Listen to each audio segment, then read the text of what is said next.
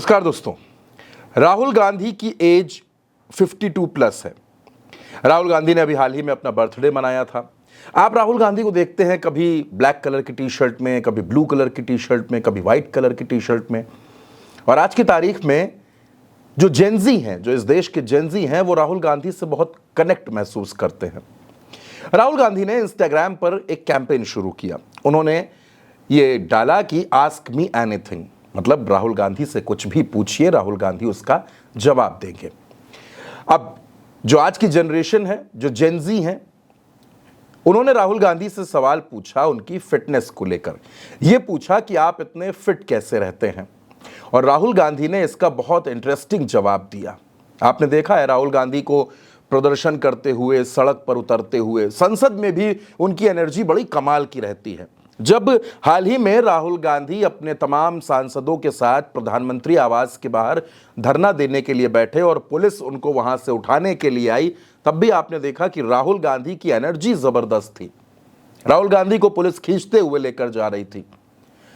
अब राहुल गांधी की इस एनर्जी को लेकर सवाल हुआ तो राहुल गांधी ने क्या जवाब दिया, सबसे पहले आप वो जवाब सुन लीजिए। The thing about fitness that's important is not really the routine you follow. It's being persistent, doing it continuously, and allowing it to compound. Generally, I do a little bit of martial arts, which I like. I do a little bit of swimming, running.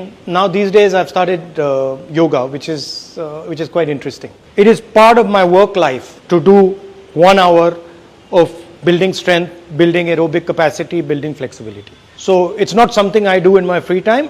It's something that I make time for regardless of what happens. If I have to do it at 11 at night, I'll do it at 11 at night. If you are eating badly, or you're drinking a lot of alcohol, or you're snacking all the time, then forget all this fitness stuff. Don't bother with it, because it doesn't work. It only works if you take it as a composite thing.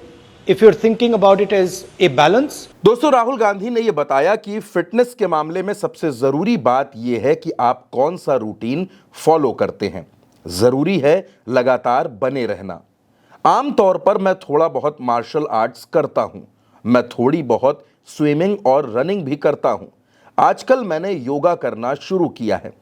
यह मैं खाली समय में नहीं करता, बल्कि मैं इसके लिए समय निकालता हूं, चाहे कुछ भी हो जाए। अगर आप बहुत ज्यादा शराब पी रहे हैं, स्नैक्स खा रहे हैं, तो ये सब भूल जाइए।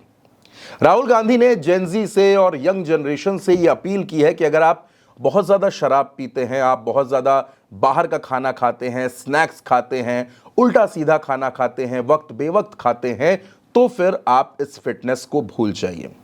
दोस्तों, जिस एज में राहुल गांधी हैं उसमें ये फिटनेस जबरदस्त है। राहुल गांधी को आप देखते हैं कि वो युवाओं के बीच में जब बात करते हैं, बार बार वो जेनजी से कनेक्ट भी हो रहे हैं।